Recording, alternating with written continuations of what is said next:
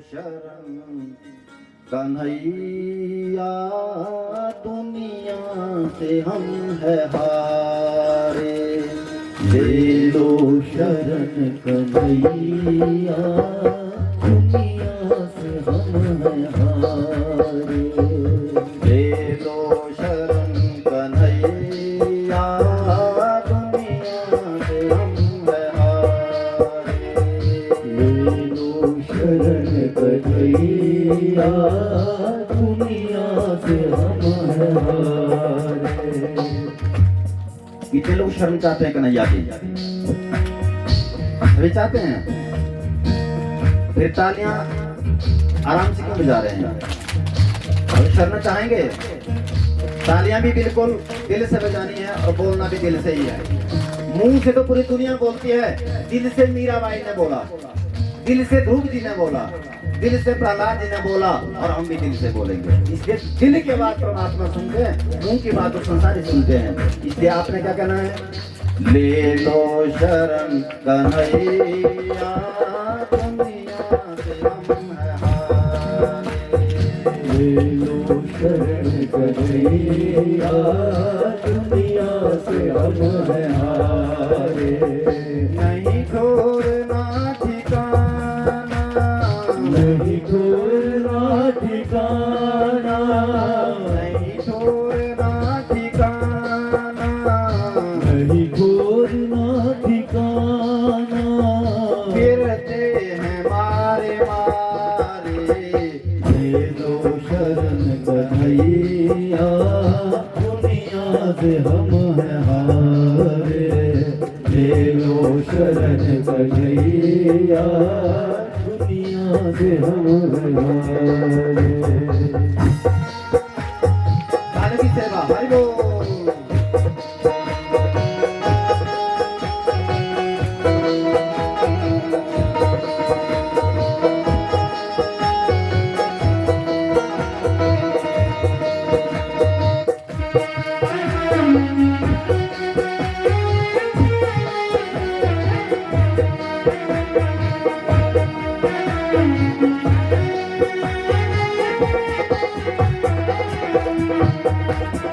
गुजरी है जिंदगानी अशिकों को पीते पीते, गुजरी है जिंदगानी अशिकों को पीते पीते, गुजरी है जिंदगानी अशिकों को पीते पीते, गुजरी है जिंदगानी अशिकों को पीते पीते, बीती जो मुझ पे काना किसी और पे न बीते, बीती जो मुझ पे काना किसी और पे न बीते, छोटी सी जिंदगी है, छोटी सी जिंदगी है, छोटी सी जिंदगी है, छोटी सी जिंदगी है, हर दम है ढेर सारे, ले लो शरण कन्हैया दुनिया से हम है हारे, ले लो शरण कन्हैया दुनिया से हम है हारे, नहीं छोड़ना ठिकाना, नहीं छोड़ना ठिकाना, नहीं छोड़ना ठिकाना, नहीं छोड़ना ठिकाना, फिरते हैं मारे मारे, ले लो शरण कन्हैया दुनिया से हम है हारे, ले लो शरण कन्हैया दुनिया से हम है हारे।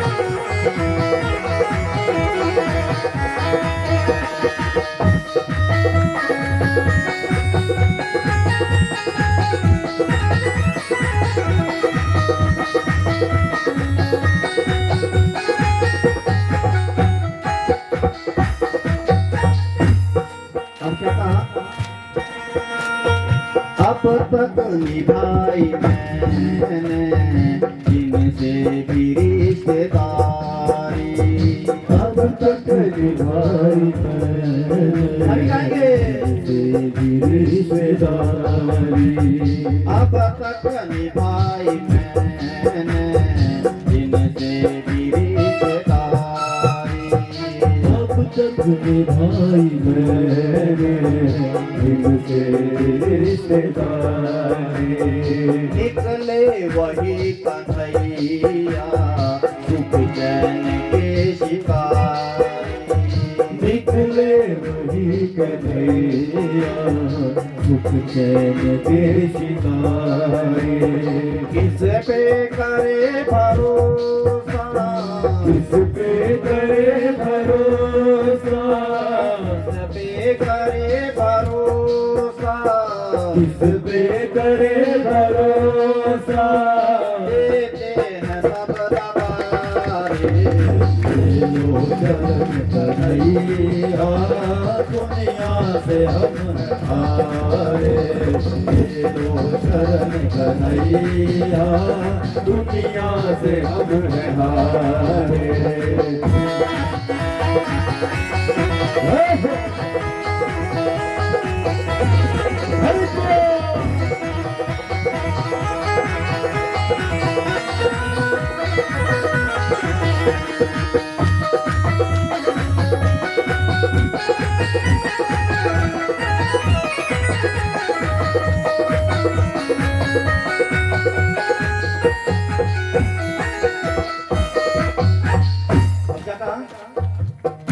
अपना अपनी शिकायत कर दीजिए। आप लोग की शिकायत है? अपनी जिंदगी से शिकायत है क्या? अगर कोई शिकायत है, कोई कमी है तो आज कह दो, क्योंकि आज पूरा दरबार है उस परमात्मा का। अब अपनी शिकायत अपने मन में कह दो। माधव सुनाई कर दो मुझे आस एक तुम्हीं से, माधव सुनाई कर दो मुझे आस एक तुम्हीं से। माधव सुनाई कर दो मुझे आस एक तुम्हीं से, माधव सुनाई कर दो मुझे आस एक तुम्हीं से। वाकिफ हो तुम कन्हैया जीवन की हर कमी से, वाकिफ हो तुम कन्हैया जीवन की हर कमी से। देते हैं जख्म सारे, देते हैं जख्म सारे, देते हैं जख्म सारे, देते हैं जख्म सारे। मिलते नहीं दवारे, ले लो शरण कन्हैया दुनिया से हम हारे, ले लो शरण कन्हैया दुनिया से हम हारे, ले लो शरण कन्हैया दुनिया से हम हारे, ले लो शरण कन्हैया दुनिया से हम हारे। नहीं छोड़ना ठिकाना, कहीं छोड़ना ठिकाना, नहीं छोड़ना ठिकाना, नहीं छोड़ना ठिकाना। फिरते हैं मारे मारे, ले लो शरण कन्हैया दुनिया से हम हारे, ले लो शरण कन्हैया दुनिया से हम हारे, दुनिया से हम हारे, दुनिया से हम हारे, दुनिया से हम हारे। सभी हाथ खड़ा करेंगे। नहीं ठोरना ठिकाना, नहीं ठोरना ठिकाना, फिरते हैं मारे मारे,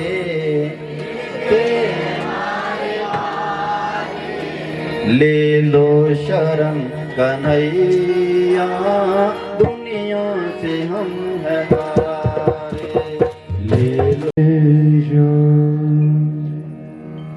प्रकार से भगवान की अपार कृपा अनुकंपा जब व्यक्ति के ऊपर होती है तब उसके जीवन में ऐसा दिव्य महान सत्संग का सुअवसर प्राप्त होता है। किराए पे हैं और हम धरती पर तब तक रहेंगे, हम कमरे में तब तक रहेंगे जब तक मकान मालिक चाहेगा। धारण कर लेंगे। श्री कृष्ण बलदेव भगवान की जय। ये कल्प का प्रकरण यहाँ पर समझाया गया है शुकदेव मुनि के द्वारा। अब प्रश्न किया राजा परीक्षित ने, गुरुदेव मुझे समझ आ गया ये सब, फिर आप ये बताइए क्या भगवान मनुष्यों पर ही दया करते हैं या भगवान सिर्फ इंसानों को मिलते हैं? अगर कोई इंसान ना हो, कोई जीव जंतु हो, पशु पक्षी हो, क्या भगवान उस योनि में प्राप्त करने के बावजूद भी उस योनि में से भी भगवान की प्राप्ति हो सकती है क्या? कहा क्यों नहीं की जा सकता है। खुद भी साइलेंट होना है और मोबाइल भी, हाँ जी, साइलेंट होना है। क्योंकि जहां भी धर्म होता है, जहां भी कथा होती है, वहां पर दैत्यों का आक्रमण होता ही है। प्रहलाद ने कोशिश की भजन करने की तो पिताजी ही शत्रु बन गए। हाँ जी। और टीवी में आपने देखा होगा जहां भी साधु महात्मा लोग बैठे थे, यज्ञ धर्म कर्म इत्यादि करते थे, तो कोई ना कोई आक्रमण कर देता था। कली काल में मोबाइल दैत्य ही आक्रमण करता है हमारी जिंदगी में। हाँ जी। बोलते हैं ना कि मैं व्रत रखती हूँ। आने वाले समय में ऐसी परिस्थिति हो जाएगी, मोबाइल का ना चलाना ही व्रत माना जाएगा। और 2 दिन मोबाइल, अगर किसी का मोबाइल स्विच ऑफ हो जाता है ना 2 घंटे के बाद, बेचैन हो जाता है। हाँ? आने वाले समय में ऐसा होगा कि मैं संकल्प लूंगा कि 2 दिन तक मोबाइल स्विच ऑफ रखूंगा अपना। इतने किसने त्याग कर लिया वो त्यागी माना जाएगा मेरे हिसाब से। बात ठीक है? कथा का आनंद आ रहा होगा, तब तक टोन के रूप में कोई फिल्मी गाना बज जाए और फिर पहुंच गए बॉम्बे। तो 1 मिनट में यहां से बॉम्बे पहुंच जाते हैं। ये मनोस्थिति है ना, क्योंकि आंख, नाक, कान, ये 3 रंध्र ऐसे हैं इस शरीर के, इसके माध्यम से हमारे अंदर बुराइयां और अच्छाइयां जाती है। अच्छा दृश्य देख लिया तो आप अच्छे बनेंगे, बुरा दृश्य देख लिया तो आपका मन बुरे में चला गया। अच्छा सुन लिया कानों ने तो आपका मन शांत रहेगा, बुरा सुन लिया तो आप बिल्कुल तामसिक प्रवृत्ति में चले जाएंगे। नाक से फूलों की सुगंध आप सूंघेंगे तो महाराज बिल्कुल आनंदित हो जाएंगे। शराब का ढक्कन खोल के बोतल का सूंघेंगे तो फिर शराबी बनेंगे। ये 3 ही रंध्र ऐसे हैं जिसके द्वारा हमारे अंदर काम इत्यादि वासनाएं प्रविष्ट होती है, इसलिए इनका बहुत ध्यान रखना चाहिए। इनसे हम क्या करें क्या ना करें ये हमें हमारे ऊपर निर्धारित करता है, हमारी मनोस्थिति उसी हिसाब से ही होती है। इसलिए क्या पूछा कि क्या मनुष्य को ही भगवान प्राप्त हो सकते हैं? करे नहीं, ऐसा नहीं है।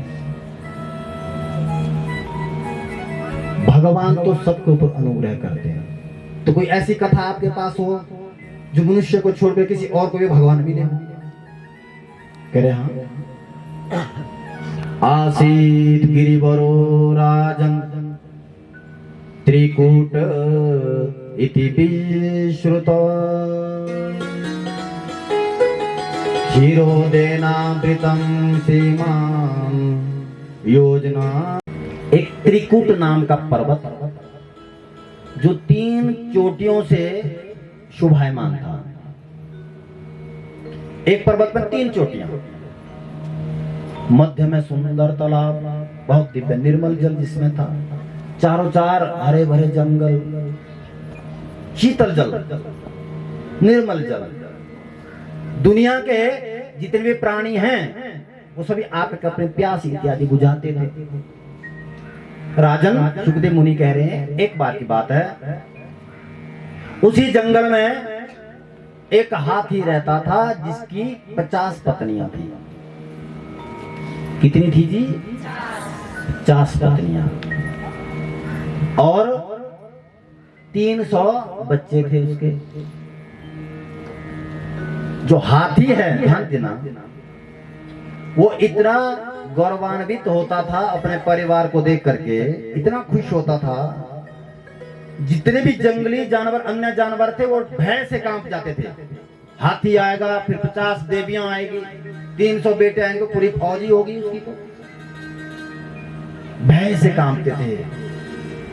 और हाथी को थोड़ा अभिमान हो गया। ध्यान दीजिएगा,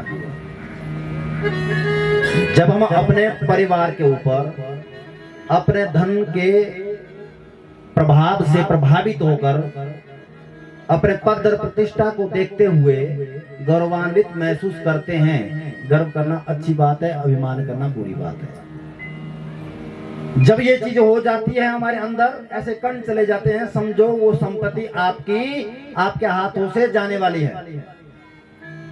आपकी प्रतिष्ठा भी जाएगी, आपकी धन संपदा भी जाएगी।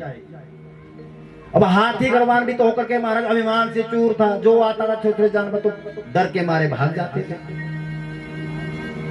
एक दिन हाथी की धर्मपत्नी ने कहा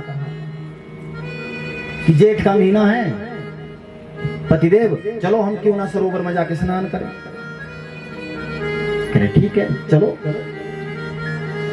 अपने संपूर्ण परिवार के साथ हाथी निकला और सरोवर में प्रविष्ट हुआ। सबसे पहले हाथी, और महाराज सूंड से यूं पानी लेकर के अपने परिवार के ऊपर बौछार कर रहा है।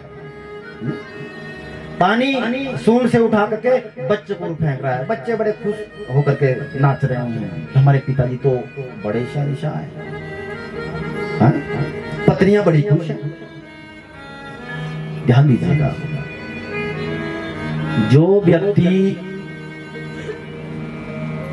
ठोकर खाने के बाद सुधरता है उसको इंसान कहते हैं। ठीक है जी। जो ठोकर लगने के बाद सुधरता है, 3 मनोस्थितियां हम आप लोगों की रहती है। अब हाथी को आज तक ठोकर लगी नहीं, इसलिए वो मतवाला होकर के फिरता है। पानी की बौछार कर रहा है, नहा रहा है। देविया तो बाद में नहाना, मैं पहले नहा लूंगा।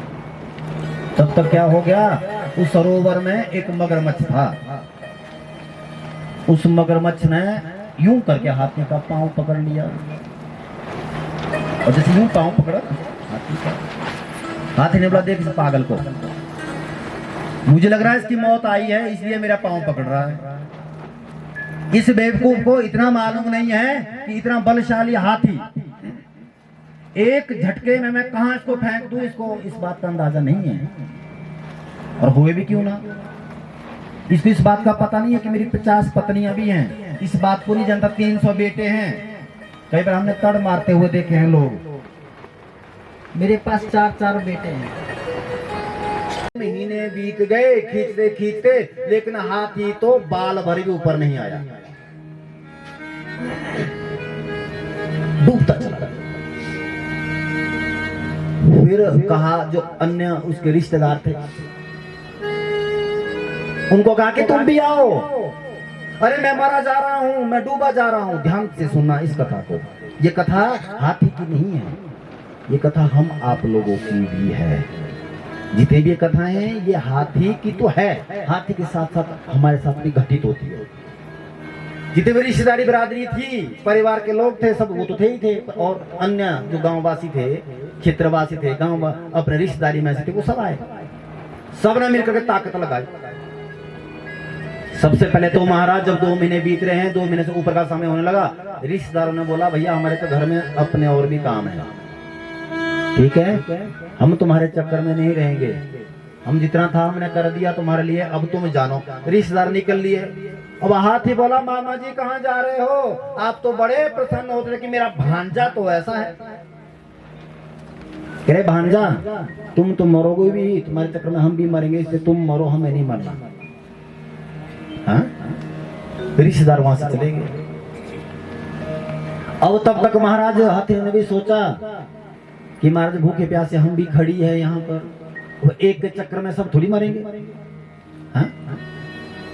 जो देवियां उन्होंने भी हाथ छोड़ दिया कि हम आपका साथ नहीं दे सकते, जितनी ताकत थी हमने लगा दी, इसलिए हमारे पास इससे ज्यादा ताकत नहीं है। बच्चों ने कहा, अब अपने छोटे छोटे बच्चों को कह रहे हैं, हाथी बेटा मैंने आपके लिए क्या कमी की, जो कमाया तुम्हें दिया। ध्यान से सुनिएगा इस बात को, हम भी परिवार के लिए क्या क्या नहीं करते हैं। सच झूठ बोल करके परिवार का पालन पोषण करते हैं। भूख प्यास से व्याकुल होकर के भी कई बार भोजन भी समय से नहीं मिलता, तब भी हम परिवार का पालन पोषण करते हैं। हा? उसके बावजूद जब आपका इतना समर्पण और इतना खून पसीने के बाद आप अपने परिवार का पालन पोषण करते हैं, वृद्धावस्था में जो ठोकर लगती है तो फिर आप अपने को कोसते हैं। बात ठीक है? हाँ जी। अब क्या हुआ, अपने बच्चे को कह रहा है, बेटा मैंने क्या कौन सी कमी रखी परवरिश में। कह रहे पिताजी वो तुम्हारा फर्ज था। क्या था? वो तुम्हारा फर्ज था। तो बेटा तुम्हारा कोई फर्ज नहीं है। कह रहे हमारा भी फर्ज है, जितना हम कर रहे हैं वो कर ही रहे हैं, अब हम कुछ नहीं कर सकते। मैं मर जाऊंगा तो तुम मर जाओ, तुम्हारे चक्कर में हम भी मरेंगे। महाराज परिवार ने वहां से मुख मोड़ लिया और हाथी का पूरा परिवार वहां से घर की ओर निकल लिया, पीठ मोड़ के चले। आज मालूम हुआ हाथी को यहाँ पर कोई किसी का रिश्तेदार नहीं है। हा? आज मालूम हुआ हमारा कोई परिवार नहीं है। परिवार हमारा तब तक है जब हम परिवार के किसी काम की सिद्धि के योग्य हैं। जिस दिन कमाना पिताजी ने बंद कर दिया उस दिन तो पिताजी को बूढ़ाई बोलते हैं दुनिया में। गर्मा गर्म फूल के बनते हैं ना, जब तक तुम खिलाओगी तब तक तुम माँ हो। कलिकाल में ऐसा बोला गया है। जब तुम्हारे टांग बाजू बैठ जाएंगे ना, हाथी जैसी स्थिति बनेगी। सब परिवार के लोग मौज मस्ती करेंगे और तुम पड़े रहेंगे कमरे में, खांसते रह जाओगे।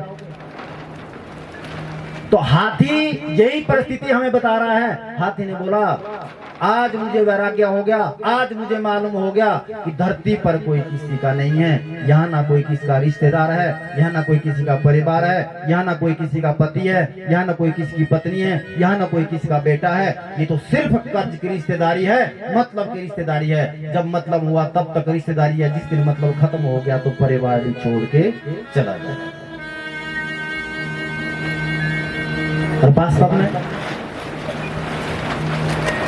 रिश्तेदारी अगर देखी जाए, बोलते हैं ना आत्मा ही परमात्मा है। आत्मा का तार परमात्मा से जुड़ जाए वही रिश्तेदारी है।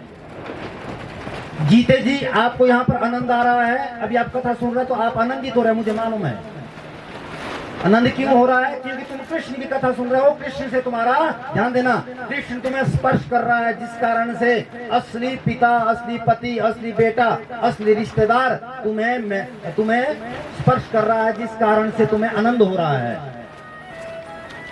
अब जिस दिन मृत्यु हो जाएगी, उस मृत्यु के समय में भी जब यहाँ से जाएंगे तो कृष्ण के असली घर में ही अपने जाएंगे। यहाँ तो किराएदार है, इसलिए हम अपने रिश्तेदारी, अपना परिचय हमें कृष्ण से ही रखना चाहिए। संसार के साथ तो सिर्फ जितना हो सके उतना रखे, हद से ज्यादा संसार पर कोई रिश्तेदारी ना रखे।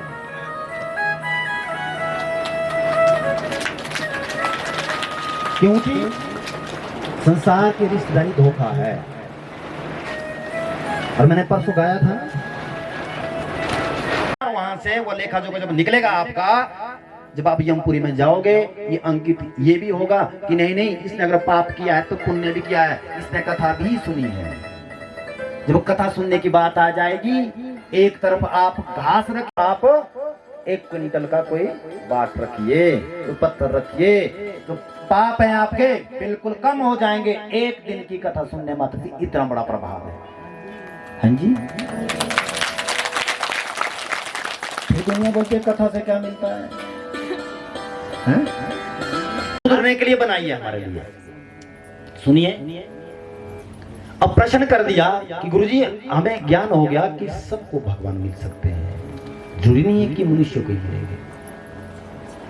माता लक्ष्मी का प्राकट्य धरती पर कैसे हुआ? क्या बोला जी? आवाज नहीं आ रही क्या? एक बार की बात है, एक बार दुर्वासा मुनि भगवान नारायण के धाम गए, बैकुंठ किया, अपने गले से सुंदर फूलों का हार उतारा भगवान नारायण ने और ऋषिवर के गले में डाला। और संसार दूसरों की खुशी से सुखी होते हैं। हाँ जी, संसार में व्यक्ति अपने दुख से दुखी नहीं है, पड़ोसी की खुशी से दुखी है। ऐसे संसार की मनोस्थिति है। अब जैसे ही गले में हार पहनाया, इधर इंद्र को भी अभिमान था, मैं राजा हूं। देखे साधु को, अपने गले की जूठी माला इसने मेरे गले में डाल दी, इसको मालूम नहीं है कि मैं राजा हूं। दुर्वासा मुनि ने कहा मेरे पास राजन समय नहीं है, मैं जा रहा हूं। अब वही माला राजा इंद्र ने अपने गले से उतारी, एरावत हाथी के गले में डाल, जिसके ऊपर आरूढ़ होकर चलते हैं राजा इंद्र। अब हाथी क्या जाने कि फूल की क्या या माला की क्या महत्वता है। हाथी ने सूंड के द्वारा उस माला को उखाड़ा और यूं धरती में पटक दिया और यूं रौंद दिया। ध्यान दीजिएगा, हमारे जीवन में बहुत जरूरी बात सुनने को मिल रही है। और जैसे ही उस फूलों की माला को रौंदा हाथी ने, दुर्वासा मुनि तो वहां से चले गए थे। दूर जाकर के दुर्वासा मुनि के मन में आया, नारायण जी ने मुझे सुंदर माला दी थी, और राजा इंद्र कैसा सज रहा होगा, जरा एक बार मैं जाके देखूं। दुर्वासा मुनि आधे रास्ते से वापिस हो गए, और जैसे वापिस आए देखा इंद्र के गले में माला नहीं है। फिर देखा कि कहां गिर गई होगी, कहीं नहीं। देखा कि चरणों में पड़ी है वो माला। बड़े क्रोधित हुए। ध्यान देना, आपको भी मंदिर से फूल मिलता है। हाँ जी, हाँ जी, ना जी बोल दीजिए। सोया तो नहीं कोई बीच में? नींद आ रही है? नहीं आ रही है? आपको भी भागवत कथा श्रवण करने के बाद यहां से फूल मिलता है। यहां से या कहीं भी आप जाते हैं, फूल तो मिलता ही है। उस फूल का आप क्या करते हैं? बोल दीजिए। कान के पीछे रखते हैं। हाँ जी, यमराज फिर कान के पीछे मारेगा। कान के पीछे परमानेंट थोड़ी रहता है वो। हाँ जी, कान से तो गिर जाता है ना, गिर जाता है ना। फिर कान के पीछे रखने से वो गिर जाता है। फिर क्या होता है, उसके ऊपर किसी न किसी का पांव आएगा। हाँ जी, हाँ। और इधर से दुर्वासा मुनि ने देखा कि पांव के नीचे है, कमंडल से जल लिया।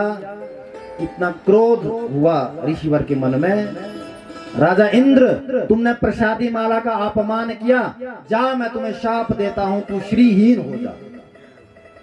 श्री यानी लक्ष्मी से हीन हो जा, धन संपदा से हीन हो जा, वैभव से हीन हो जा। ध्यान दीजिएगा, जो प्रसाद आपको मिलता है, जो पुष्प आपको कहीं से मंदिर से मिलता है, किसी कथाकार के द्वारा या साधु महात्मा गुरुजन के द्वारा आपको पुष्प मिलता है, व्यासपीठ से पुष्प मिलता है, उस पुष्प को कभी भी धरती पर नहीं गिरने देना चाहिए। तुम्हारे हाथ से अगर वो पुष्प धरती पर गिरा, किसी के पांव के नीचे आ गया, तुम लक्ष्मी से हीन हो जाओगे। समझ आ गया? अब मैं तुम्हें ये बताऊंगा उसका करना क्या है। ठीक है जी? फूल आप अपने साथ लेके जाना। उसके बाद अगर बहुत सारे फूल आपके पास हो गए हैं, उन फूलों को धूप में सुखाना। शिव महापुराण में से बोला गया, उन फूलों को सुखा करके, सूखे हो जाएंगे फूल, उन फूलों को हाथों से मरोड़ना। ठीक है जी? मरोड़ने के बाद क्या, चूर्ण बढ़ जाएगा ना उसका। फिर क्या करना, चूर्ण बनने के बाद लाल कपड़ा लेना या पीला कपड़ा लेना, पीले कपड़े में बांध करके उस पे 3 गांठ मार देना। और 3 गांठ मारने के बाद जहां पर आपका खजाना है, जहां पर आपकी तिजोरी है, जहां पर आप धन को रखते हैं, उस जगह पर एक कोने में उसको रख देना चाहिए। माया का जो प्रभाव है वो खत्म हो जाएगा, लक्ष्मी माँ के रूप में हमारे घर में विराजमान हो जाएगी।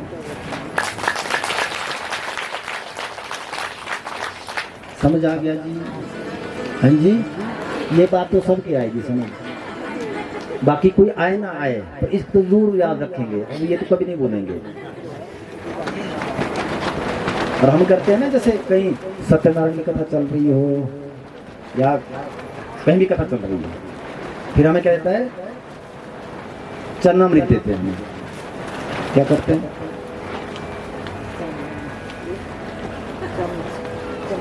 करते जी, हाँ जी। और पता नहीं किसने सिखाया होगा, तो मुझे भी पता नहीं है।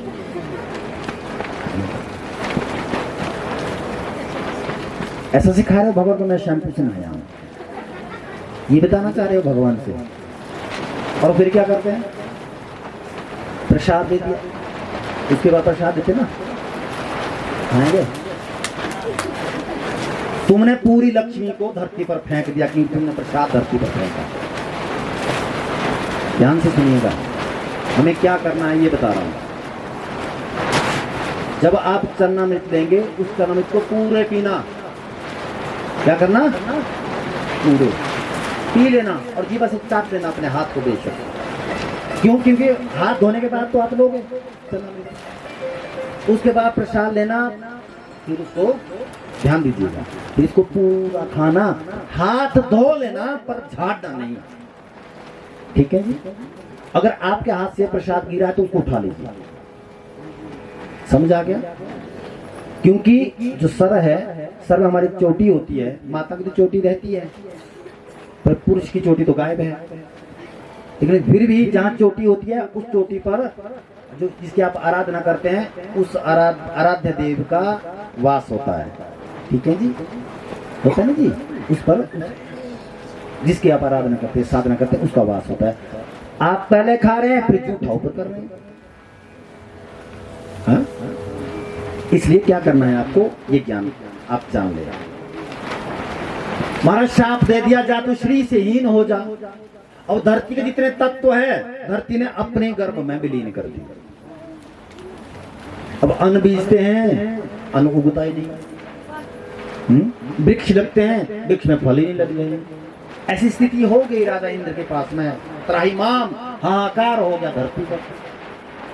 एक दिन बृहस्पति के पास गए राजा इंद्र, कहा गुरुदेव धरती में तो पूरा पापाचार सा हो रहा है, भूखमरी हो गई है, तुमने कोई अपराध तो नहीं किया? कह रहे अपराध तो कुछ किया नहीं है, क्योंकि अपराधी कभी बोलता नहीं कि मैंने अपराध किया है।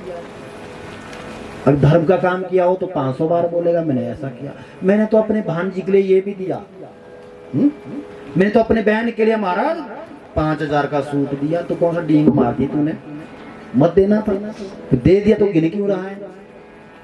हा? अगर किसी का अपराध किया हो, सच्चा ना भाई मैं तो बिल्कुल अपराध नहीं करता, ये इंसान की असलियत है। जब व्यक्ति अपनी बुराइयां अपने मुख से करता है तो उसके सारे पाप खत्म हो जाते हैं। जब व्यक्ति के कान अच्छा सुनने के लिए, अपने प्रशंसा सुनने के लिए कान यदि ललायत रहते हैं, समझो हमारे अंदर पाप बहुत है। समझा गया? ऐसा है कि जो अपनी बुराई करे नहीं, और कान सुनने के लिए क्या सोचते, बस मेरी बिड़ाई करे। भाई महाराज तुम है जो है, हमारे अंदर पाप जा रहे हैं, कभी कानों को ऐसी आदत मत डाल। अब महाराज बृहस्पति ने कह दिया कि तूने कोई तो अपराध किया है, लेकिन फिर भी मैं कह रहा हूं तुमने लक्ष्मी का अपमान किया है, धरती का अपमान भी किया है, और नारायण की बैकुंठ से दी गई उस प्रसादी माला का भी अपमान किया है। इसलिए मुझे क्या करना गुरुदेव? क्या तुम्हें समुद्र मंथन करना पड़ेगा, जो कथा आपने टीवी में कई बार देखी होगी और सुनी भी होगी। मंथन क्यों करते हैं? दधि मंथन करते हैं ना, ताकि माखन निकले फिर घी बने, क्योंकि मंथन करने के बाद ही फल निकलता है, दधि मंथन करने के बाद ही अमृत निकलता है। जब तक आप इस कथा का मन में मंथन नहीं करोगे, इस कथा का जो अमृत है हमारे अंदर नहीं जाएगा। केवल सुनने मात्र से कल्याण नहीं होगा। अगर सुनने से ही कल्याण हो जाया करता होगा तो ये इस माइक ने पत्नी कितनी कथा सुन ली, इन पेटियों ने कितनी कथा सुन ली होगी आज तक, ये तो कब मुक्त हो गई होगी। अरे कथा सुनने के बाद जब उसका मंथन करेंगे फिर जाके अमृत प्रकट होगा। समझ आ गया? हाँ जी। जो आप सुन के जाते हैं कथा को, उस कथा को सुनने के बाद उसका घर में चिंतन करे, मंथन करे कि मैं इस कथा में किस जगह पर खड़ा हूं। जब ऐसा करें तो मंथन से फिर अमृत निकलेगा। दैत्य और देवताओं की संधि हुई आपस में। कल अपने कथा सुनी, एक ही पिता की संतानें हैं दोनों, दैत्य और देवता। द्वितीय अदिति के ऋषि कश्यप के पुत्र हैं। वासुकी नाग को आमंत्रित किया गया रस्सी के रूप में, और मंदराचल पर्वत को उठा करके देवी देवताओं के द्वारा, दैत्य के द्वारा उठा करके समुद्र में, ध्यान दीजिए, रख दिया गया। वासुकी नाग की रस्सी लपेट करके एक तरफ से दैत्य, एक तरफ से देवता समुद्र मंथन यूं करके मंथन करने लगे। जैसे ही मंथन प्रारंभ हुआ, मंथन करते करते सबसे पहले विष प्रकट हुआ। क्या प्रकट हुआ जी? जोर से बोलेंगे। क्यों? अमृत क्यों नहीं? ध्यान से सुनिएगा। इस कलिकाल में जब आप कोई अमृत तुल्य धर्म का कार्य करना चाहोगे, सबसे पहला हमारा परिवार और हमारे कुछ चाहने वाले उसका विरोध भी करते हैं। सबसे पहले वह विष ही उगलते हैं। ध्यान से सुनिएगा। अगर आपने परिवार में बोल दिया ना कि मुझे भी कुछ अपने घर में पुण्य करना था, एक आधा दो लोग ऐसे होंगे जो उसमें बोलेंगे यार काहे को पड़ा इस चक्कर में। हाँ? अगर ऐसे बोलने वाले सब हो गए, हाँ कर तू कर, शाबाश शाबाश कर, मैं भी तेरे साथ हूँ, शायद अमृत निकल जाए। सबसे पहले आदमी 100 बार सोचने के लिए मजबूर हो जाता है, मैं करूं या ना करूं, क्योंकि 100 लोगों ने भड़काया, क्योंकि विष निकाला है उन्होंने अपने मुख से। इसलिए मंथन कर रहे हैं अमृत निकालने के लिए, लेकिन अमृत की जगह विष निकल गया। अब जैसे ही विष प्रकट हुआ, देवी देवताओं ने कहा, दैत्य ने भी कहा कि इस विष का क्या करना है। ध्यान से सुनिए। विष को कोई पीना नहीं चाहता।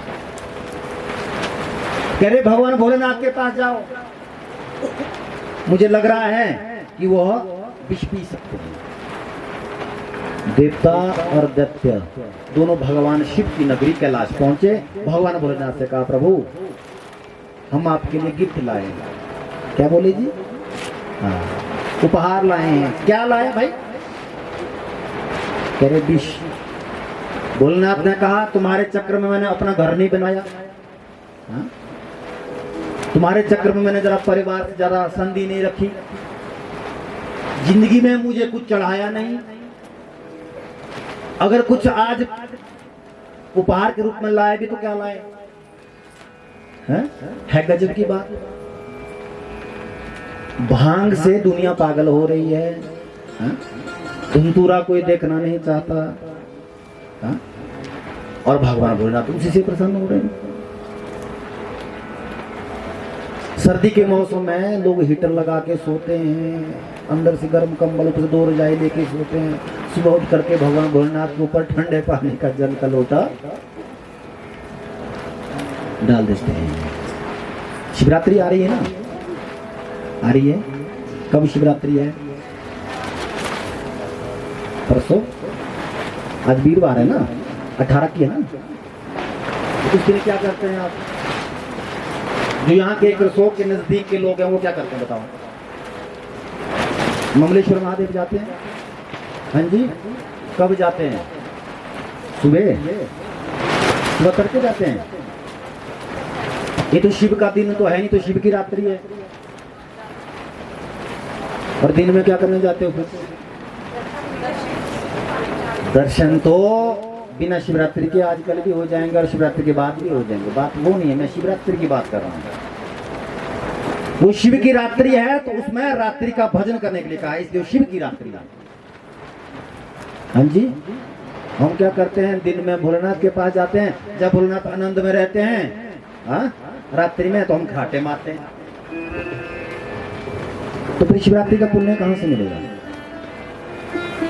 शिवरात्रि कैसे मनाते हैं, क्यों मनाते हैं, भोलेनाथ के ऊपर ये सब चीजें क्यों चढ़ाई जाती है, इसके बारे में आपको परसों स्पेशल 1 घंटे में शाम के समय रात्रि में रखेंगे। 1 घंटे का यहाँ पर हम प्रोग्राम, जिसमें हम सिर्फ शिवरात्रि के दिन में भागवत कथा होगी, रात्रि में शिव महापुराण अनुसार शिव की महिमा जानेंगे। ठीक है, बोलिए कितने लोग आएंगे? हाथ खड़ा करेंगे। हाथ तभी खड़ा करने के लिए आएंगे। आधे से ज्यादा लोग के हाथ नीचे हो गए। अपने घर में मनाइए, मैं मना नहीं कर रहा हूं। हर और हरि दोनों का मेल बगैन में हो रहा है। हाँ जी, हरियाणी बोले ना, हरियाणी कृष्ण, दोनों का मेल हो रहा है। दुनिया के सबसे दिग्गज, देखना भगवान भी प्रसन्न हो रहे हैं। हाँ, जो कृष्ण बलदेव भगवान की। इस पेटी से थोड़ा सा दूर हो जाना, अपने हवा से कहीं गिर ना जाए।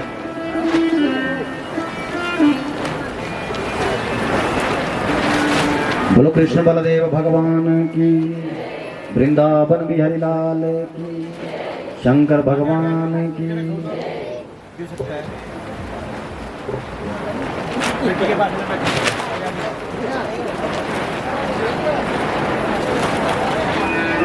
कहाँ थे कथा में? हाँ जी, बोलिए, नहीं सुना के रहा।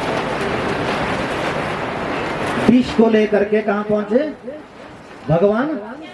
हाँ, भोलेनाथ के पास। अब माता पार्वती से पूछ रहे हैं भगवान भोलेनाथ की देवी मेरे लिए उपहार लाया है। उपहार में क्या है? करे विष। क्या मैं पी लूं? आपके सामने आपके पति के पास कोई स्प्रे की दवाई लेकर के आ जाए, आपसे पूछ ले मैं पीऊं, आप क्या बोलेंगे? आपने पी लो बोलेंगे आप? अब भगवान भोलेनाथ पूछ रहे हैं माता पार्वती, मैं पी लूं? माता ने कहा ऐसी तो कोई देवी धरती पर होएगी नहीं। हाँ, पर हाँ एक बात जरूर है, जब तुम्हारा पति शराब पी के आता है ना, तब सोचते हैं कि गुरुजी ने ठीक कहा, कटोरा हो ही गया होता तो पीता। हाँ? माता कह रही है कोई भी धरती पर ऐसी देवी नहीं होगी जो अपने पति को जहर पीने के लिए बोले। पर हाँ, जहाँ धर्म की रक्षा की बात आ जाए, पतिदेव यदि हमें त्याग करना भी पड़ जाए तो हमें पीछे नहीं हटना चाहिए। देखो ये माता पार्वती की शब्द है। अगर आपके जहर पीने से संसार बच रहा हो, अगर मेरे एक के द्वारा पूरा समाज यदि डिस्टर्ब है, परेशान है, तो मुझे अपना घर गृहस्थी, अपना क्षेत्र छोड़ देना चाहिए। भोलेनाथ ने कहा ठीक है देवी तुम बोल रही हो तो ठीक है। और यूं हाथ में लिया मटका जिसमें विष था, भगवान भोलेनाथ ने उस विष को पी लिया। जैसे ही भगवान ने उस विष के उस घट को अपने हाथ से पीने की कोशिश की तो मन में आराध्य देव का स्तवन किया। ध्यान देना, भगवान भोलेनाथ किसकी आराधना करते हैं? राम की। किसकी करते हैं जी? जोर से बोलेंगे हाँ। और जैसे ही भगवान भोलेनाथ ने रा यूं बोला, रा मुंह खुल गया, मुंह खुलते ही विष पान कर लिया और मौ बोलते मुंह बंद हो गया। रा और मौ दो शब्द के बीच में, इस गले के बीच में, बिल्कुल बीच में, रा और मौ के बीच में वो विष अटक गया, नीलाकंठ हो गया। भगवान भोलेनाथ का नाम नीलकंठ हो गया। नीलकंठ भगवान की, नीला हो गया गला भोलेनाथ। अब देवता देवते वापिस हुए, समुद्र मंथन पुनः होने लगा। गौ माता प्रकट हुई। कौन प्रकट हुई जी? कहां से प्रकट है? समुद्र से। कहां से जी? समुद्र से। गौ माता को इंद्र को सौंप दिया, राजा इंद्र को दे दी गई। फिर समुद्र मंथन हुआ। समुद्र मंथन होते होते महाराज एक बिजली की तरह चिंगारियां निकलने लगी, बिजली की बात। जैसे बिजली सी प्रतीत होने लगी, दैत्य और देवता कांपने लगे, ये क्या हो रहा है? देखते देखते क्या हो गया, बिजली की तरह तरंगों के साथ साक्षात माँ लक्ष्मी प्रकट हो गई। लक्ष्मी मैया की। जैसे ही माँ लक्ष्मी प्रकट हो गई, महाराज अलौकिक कांति, इतना सुंदर श्रृंगार ये आंखें देख ही ना पाए। जैसे लाखों मणियां धारण के करके आई हो, लाखों सूर्य चमक रहे हैं मस्तिष्क पे। बिंदी ऐसी है जैसे वो सतरंगी धार निकल रही है। इतनी सुंदर लक्ष्मी का वैभव और इतना सुंदर उनका वो कांति को देख करके दैत्य और देवता के मुंह में पानी आ गया। हाँ जी, नारायण को कोई भजे ना भजे, तो लक्ष्मी को सब भजना चाहते हैं। नारायण आए ना आए, नारायण के पीछे कोई नहीं भागता है, लक्ष्मी के पीछे आप लोग भागते हैं। हाँ जी, 100 बार मुकर जाओ भागते हैं। हाँ जी, अब क्या हो गया? सबने मारा, अब अपने रस्सियां फेंक दी। जब विष निकला, एक आदमी भी मारा, जब रस्सी नहीं फेंकी। कहीं हमारे लिए ना बोल दे कोई कि तुम ले लो। हाँ, जब लक्ष्मी आई सब भागे, नहीं मुझे चाहिए, क्योंकि लक्ष्मी माँ का रूप ही इतना है। जब ऐसा मालूम हुआ तो भगवान नारायण ने कहा, नारायण साहब में थे वहां पे, भगवान विष्णु ने कहा कि भाई देखो सुनो, दैत्य और देवता एक पंक्ति में बैठ जाए, ऋषि मुनि बैठ जाए, ये लक्ष्मी के हाथ में पुष्प की माला दी जाए, जहां इसकी इच्छा होगी उसके गले में ये अपना, जिसके इच्छा के अनुसार ये गले में हाथ डालेगी, उसका वर्ण होगा इसका। फिर ठीक है। दैत्य और देवता यूं बैठे थे, सभी चाह रहे थे कि हमारे गले में हाथ डाल दे। धरती के जितने भी देवता सब बैठे थे, लेकिन भगवान की कृपा से, लक्ष्मी मां के उस कृपा से किसी की ओर देखा तक नहीं मां लक्ष्मी ने। भगवान नारायण बिल्कुल एकांत में बैठे थे, बिल्कुल एकांत में।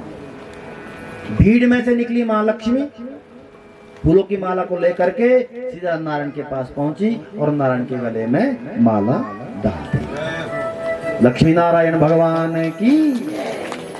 इसका अर्थ, इसका मतलब ये है, जो लक्ष्मी की चाह रखते हैं, लक्ष्मी उसको देखती भी नहीं है, लक्ष्मी तो उसके मन को प्रभावित करती है। जैसे बच्चे को दिखाए ना, ले टॉफी ले ले, हाँ, फिर बच्चा आएगा, फिर जेब में डालेंगे।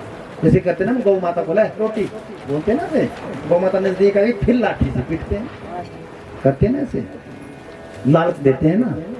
जो लक्ष्मी के लिए रोता है, जो लक्ष्मी की चाह मन में रखता है, उस व्यक्ति को तो लक्ष्मी सिर्फ शक्ल देख करके भाग जाती है। और जिसको चाह नहीं है, किसको चाह नहीं थी? नारायण को चाह नहीं थी, इसलिए एकांत में बैठे थे। लक्ष्मी बोलती है, जो मेरे प्रभु को चाहते हैं, मैं उसको चाहूंगी, उसको मैं अपना बेटा बना के रखती हूँ, उसको मैं अपना भाई बना के रखती हूँ। लेकिन पति बनने की कोशिश करेंगे तो मैं उसकी तरफ देखूंगा भी नहीं, सर्वस्व में विनाश की ओर ले जाऊंगी। लक्ष्मी का ऐसा संकल्प है। तो क्या करें?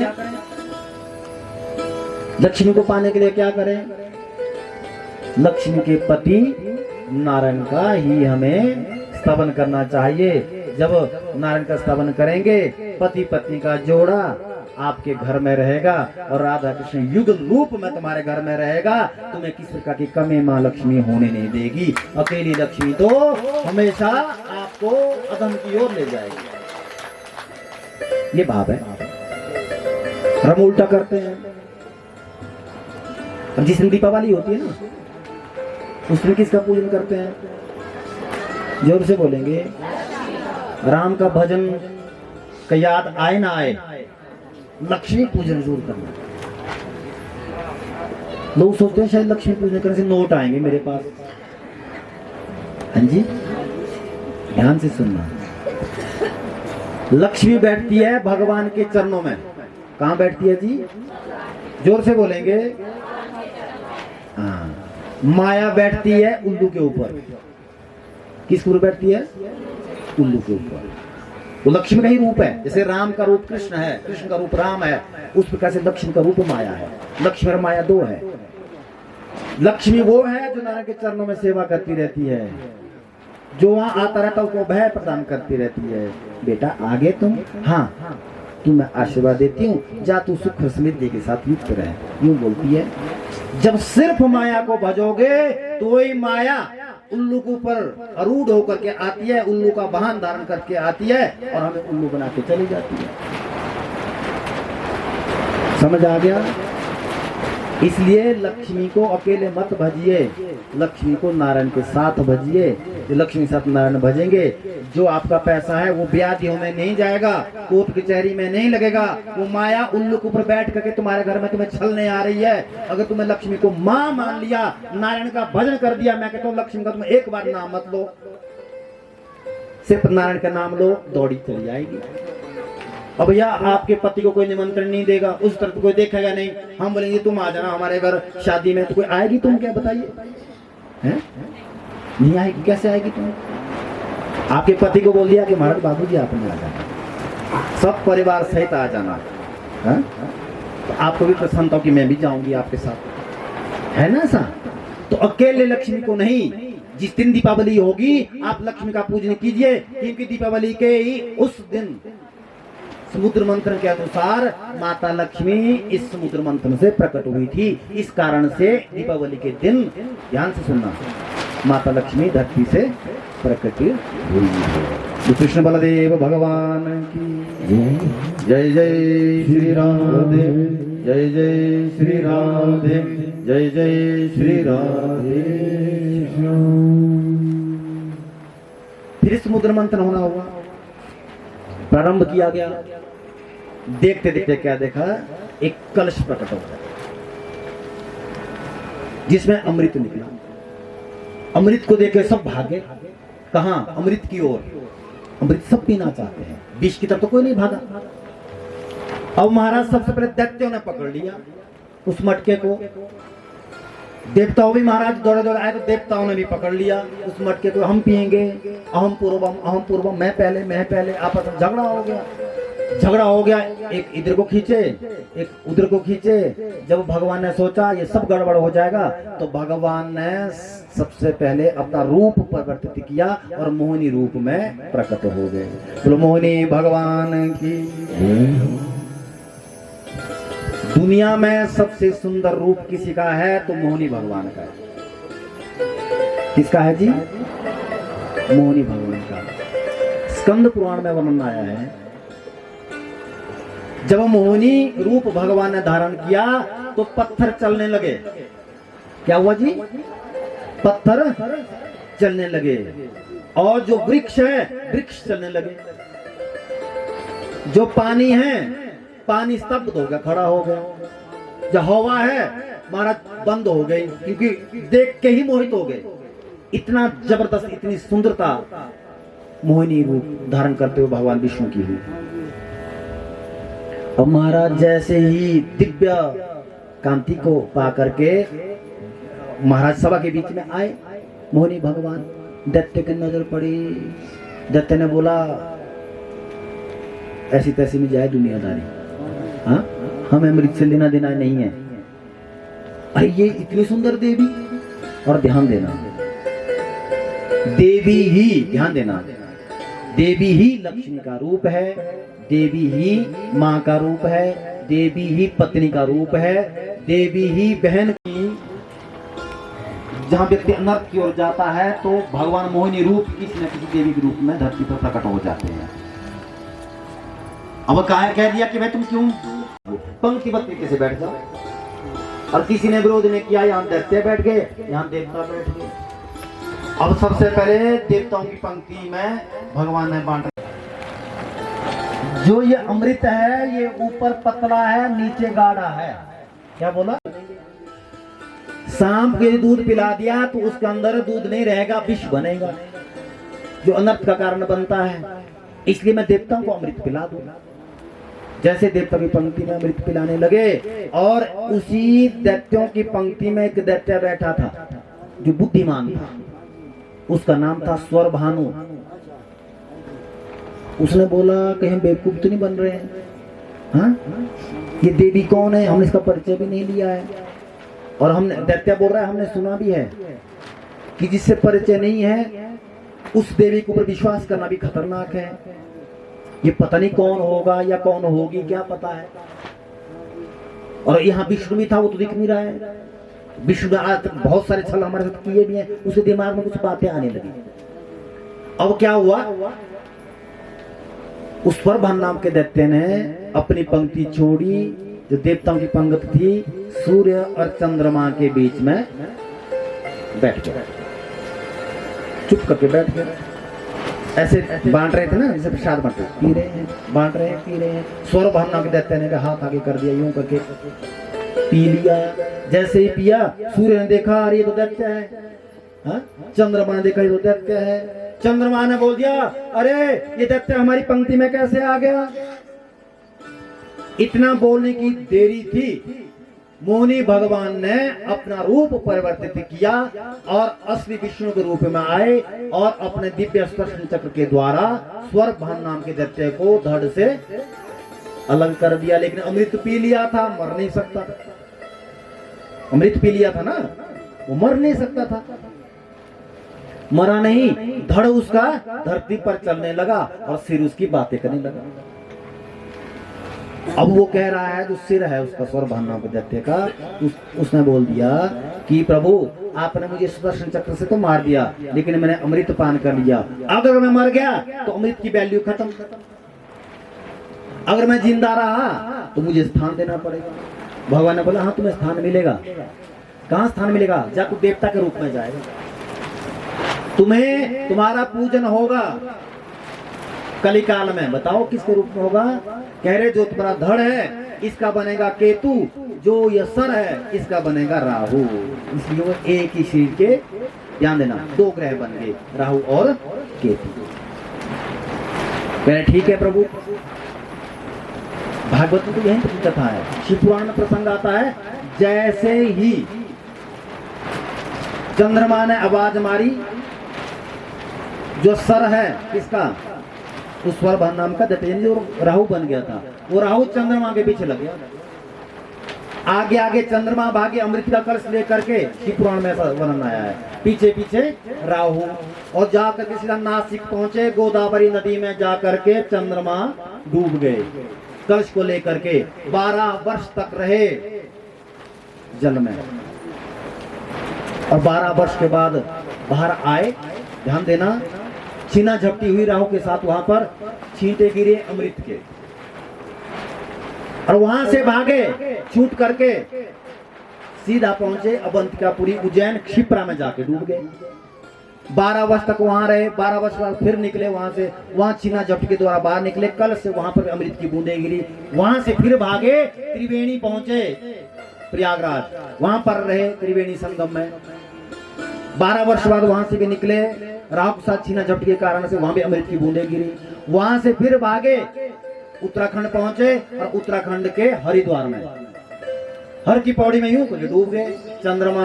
12 वर्ष तक वहां पर भी रहे, और वहां से फिर पुनः निकले, वहां पर भी अमृत के छींटे गिरे।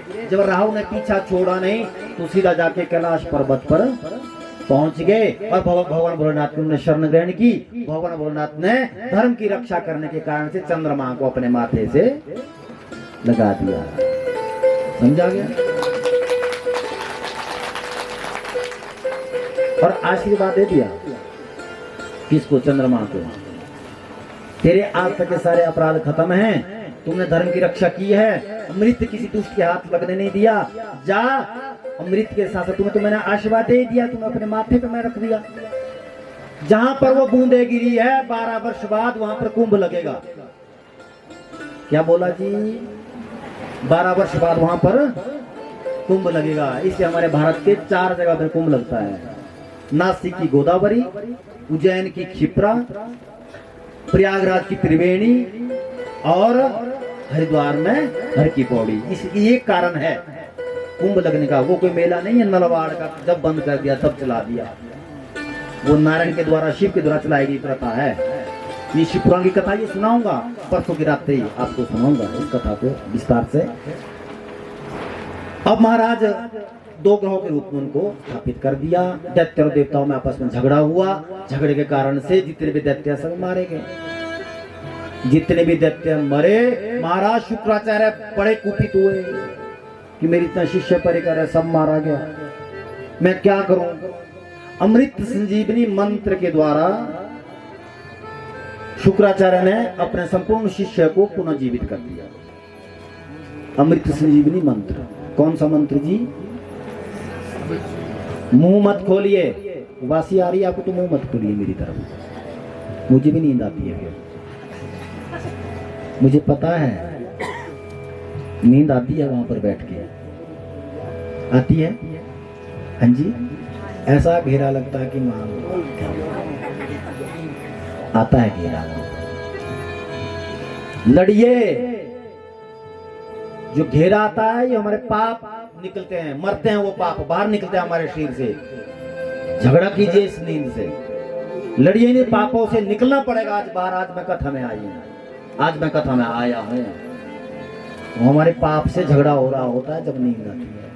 पर कई बार हम जीत जाते हैं, कई बार हम हार भी जाते हैं। हाँ जी, हार जाते हैं कई बार। एक बार कथा में ऐसा हुआ, सबसे आगे बैठे थे दो श्रोता, ऐसी भीड़ थी। अब महाराज नींद और मौत कैसे रोके? नींद और मौत रोकना मुश्किल काम है। और क्या होगा, गलती से हालत होती है ना कई लोगों की, कैसी नींद आएगी तो खराटे लगेंगे।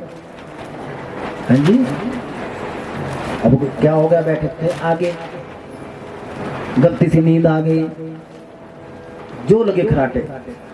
हाँ, जैसे मान लो बराग नहीं गूंजता है, बस वैसे रूह की आवाज होगी। अरे जो ब्याह से परेशान होगी, आगे थे ना, पीछे खाटे मारता कुछ चलता, और रूह की आवाज हो रही है जो। अब खराटे का भी एक जबरदस्त तरीका है, खराटे खुद को सुनाई नहीं देते, दूसरे को सुनाई देंगे। अगर खुद को सुनाई देते तो बंदा खराटे मारता है ना, आदमी कभी खराटे मारता है ना कभी भाई, उसको पता है मुझे दूसरा डिस्टर्ब हो गया, खुद चैन से सोएगा। खराटे का तो बड़ा धर्म है बेचारे का, खराटे का। जोर से महाराज खराटे बजने लगे। व्यास जी ने कंट्रोल करने की कोशिश की कि चलो जैसे है मैं सुनाने की कोशिश करूं। जब महाराज माइक की आवाज कम, खराटे की आवाज ज्यादा, तो व्यास जी ने बोला कि प्रभु ये माइक ले लीजिए, इन महान भाव के आगे रख दो।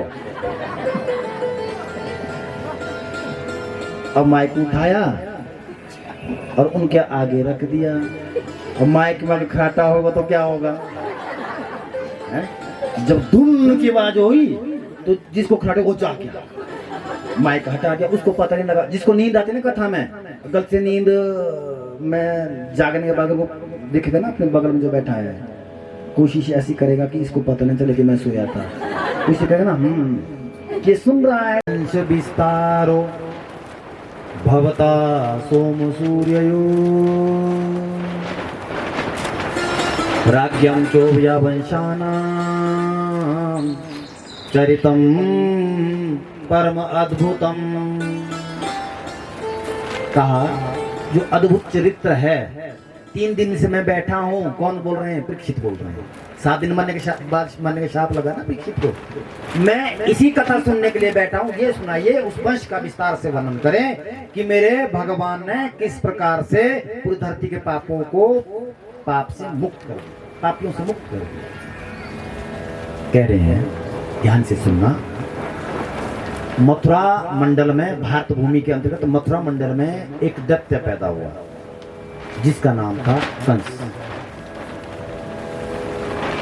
कंस ने सबसे पहले अपने पिता राजा उग्रसेन को बंदी बना करके जेल में डाल दिया।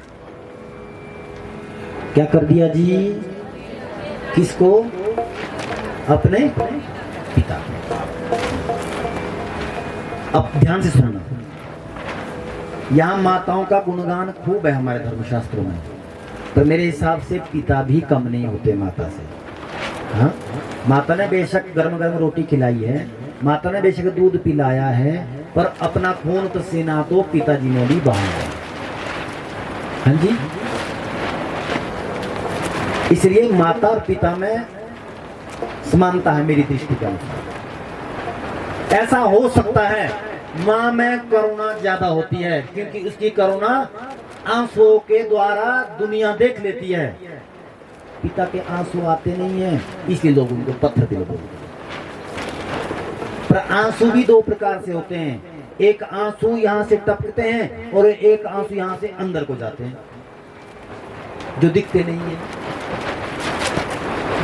अब जो व्यक्ति पिता को प्रताड़ित करता है उसका विनाश निश्चित होता है। जो पिता को पांव लगाता है, ध्यान से सुनिएगा, जो पिता को पीटता है, मारता है, वृद्धावस्था में उसका अपमान करता है, उस व्यक्ति का उसी दिन से ही उल्टा समय प्रारंभ हो जाता है। जिस दिन राजा उग्रसेन को बंदी बना करके जेल खाने में डाल दिया, उसी समय से कंस का उल्टा समय शुरू हो गया। जहां यज्ञ हुआ वहां जाकर के यज्ञ का विध्वंस करता है। जो व्यक्ति यज्ञ में शराब के नशे में आता है, उस व्यक्ति का वंश का खात्मा हो जाता है। हाँ जी, डरिए मत, जो है वो है,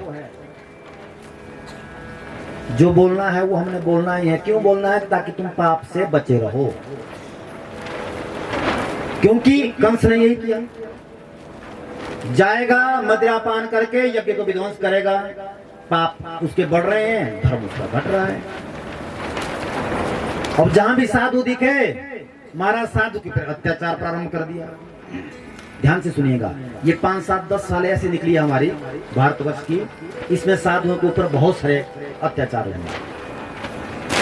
जो भी महात्मा जितना प्रसिद्ध होने लगा, जो भी महात्मा सनातन की धरोहर को संभालने की कोशिश करने लगा, उसके ऊपर एलिगेशन लगाकर उसको जेल में डाल दिया गया। ऐसा हुआ है। जो मीडिया में होता है वह सब सच नहीं होता, उसमें झूठ बहुत सारी चीजें होती है। भारत के संतों के ऊपर 2007 से पहले की बातें हैं, लगभग 2010 या इससे पहले की बातें हैं। जो भी महात्मा ज्यादा पॉपुलर हुआ और दूसरे ने विधारी में आकर के उनको अत्याचार कर दिया, उनको जेल खाने में डाल दिया, राजनीति के शिकार हो गए। वो तो आज तक जैसा जो ज्यादा बोलेगा, हाँ, जितने भी दुष्ट हैं वो पीछे लग जाते हैं। और इसके शिकार तो मैं खुद हुआ हूं, मैं खुद भी इसका शिकार हुआ। यहाँ के लोग तो जानते हैं, जब अलेडेश्वर महादेव में कथा हुई थी, हम धर्मांतरण के बारे में बेबाक तरीके से बोलते हैं। हम किसी धर्म के खिलाफ नहीं बोलते, जो हमारे सनातन के खिलाफ बोलेगा उसका हम छोड़ते नहीं।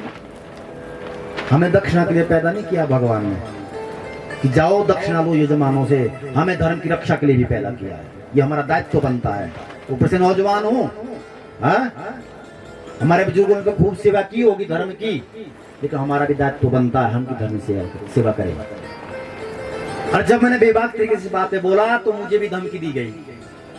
मैं अपनी भी बात कह रहा हूँ उस बात पे। तो चलो, हम तो राम और कृष्ण की संतानें हैं, हमारे रगों में तो उसी का खून है। अपने धर्म के लिए तो हम मरने के लिए तैयार रहते हैं हमेशा। पर हिम्मत किसकी है? जिसके ऊपर कृष्ण का हाथ हो उसके ऊपर किसकी हिम्मत है? क्या बताइए? हम प्रहलाद समझ देते हैं अपने को, हम प्रहलाद है भाई। तो अत्याचार करे तो अंत में मुंह की खानी पड़ेगी। अब महात्मा के ऊपर अत्याचार करना प्रारंभ कर दिया। धरती कुपित हुई। धरती माता क्या हुई? दुखी हुई, कुपित हुई, दुखी हुई। धरती माता गौ माता का रूप धारण किया, उन्होंने गौ के रूप में धरती ने अपना रूप धारण किया और ब्रह्मा जी के पास गई। ब्रह्मा जी के पास शिकायत की कि मेरे को बहुत बड़ा अत्याचार हो रहा है, अत्याचार हो रहा है। चलो फिर नारायण के पास गए। ध्यान से सुनना कृपा करके, कृष्ण की कथा है, आपके समस्त कलमश समाप्त हो जाए, ये मैं कृष्ण से कहता हूँ। मुझे मालूम है आपको टांगों में दर्द हो रही होगी, हाँ जी, कमर दर्द हो रही होगी, भूख लग रही होगी, लेकिन ये तपस्या से कम नहीं है जो तुम बैठे हैं। हाँ जी, मेरे भी तुम्हारी तरह व्रत है, मैं भी इंसान का ही बेटा हूँ, यहाँ बैठा है। अगर ऐसा होता टाइम पास तुम लोगों से करना होता तो मैं 4 बजे कथा समाप्त कर देता। आप सहयोग कीजिए, सिर्फ 10-15 मिनट और है, उसके बाद कथा का विश्राम करेंगे। और नारायण के पास पहुंचे। भगवान नारायण ने गौ माता का दिव्य स्वागत किया। स्वागत करने के बाद कहा, देवी तुम क्यों आई हो? कह रहे मैं धरती हूँ। धरती हो? अरे तुम तो मेरी आराध्या हो। नारायण जी बोल रहे हैं गौ माता के लिए, तुम मेरी आराध्या हो। गौ की शिकायत भगवान सबसे पहले सुनते हैं किसकी शिकायत जी? गौ माता की शिकायत सबसे पहले सुनते हैं। पर एक बात कहूं, जब तक गौ माता हमारे घर में थी, जब हमारे घर में दुख होता था, उस दुख की शिकायत भगवान तक करते थे, इसलिए उस समय रोग भी कम होते थे। हाँ जी। अब गौ माता घर में नहीं रही, शिकायत चिट्ठी देने वाला कोई डाकिया है ही नहीं जो भगवान तक चिट्ठी आपकी पहुंचाएगा। जब भगवान तक आपकी चिट्ठी नहीं पहुंचेगी तो फंसे रहो हॉस्पिटलों में। ऐसा कोई घर नहीं जहां पर दवाई नहीं, राशन का खर्चा कम है, दवाई का खर्चा, सुबह उठते ही दवाई, खाना खाने के बाद दवाई, हाँ खाना खाने के बाद दवाई, दोपहर को दवाई, शाम को दवाई, रात को सोते दवाई, अगर खराटे लग गए तो घर वाले फिर उसके लिए भी दवाई। दवाई से जिंदा है। किससे जिंदा है जी? कारण क्या है? डाकिया घर से भगा दिया गया। हाँ जी। जब डाकिया नहीं रहेगा, तुम्हारे पास 100 चिट्ठियां रहेगी तो ले कौन जाएगा? व्हाट्सएप वहां चलता नहीं है, मैसेंजर वहां पर चलता नहीं है। हाँ, परमात्मा का मैसेंजर और व्हाट्सएप तो गौ माता ही है, जो भेजोगे वही होगा। कहा गौ माता तुम चिंता मत करे, मैं तुम्हें अभय प्रदान करता हूँ। भगवान नारायण ने बोल दिया मैं आऊंगा, मैं स्वयं आऊंगा। क्या बोला जी? मैं स्वयं आऊंगा। गौ माता ने शिकायत की है ना, इसलिए भगवान एकदम प्रसन्न हो गए। मैं आऊंगा। ब्रह्मा जी को कहा जाओ गौ माता को ले जाइए, कालांतर में मैं पूरे परिकर के साथ आऊंगा। पूरे परिकर नहीं, पूरे परिवार के साथ धरती पर आऊंगा। कहाँ आएंगे? मैं मथुरा में ही आऊंगा, क्योंकि जड़ वही है, तो मैं मथुरा में ही आऊंगा। फिर ठीक है। कंस की चचेरी बहन है जिसका नाम है देवकी। क्या नाम है जी? जो आगे बच्चे बैठे ना, इनको थोड़ा शांत कर दीजिए। बेटा बैठ जाओ। माइक पे बोलना है, माइक पे बोलना है, नहीं बोलना, बैठ जाओ। जो बोलता हो दिखेगा ना मुझे बच्चा, तो उसको अपने पास बिठाऊंगा, उसको कथा बोलने दूंगा यहाँ से। और कोई बड़ा बोलेगा तो माइक तुम्हारे तक ही पहुंच जाए, तुम्हें कष्ट नहीं दूंगा उठने का।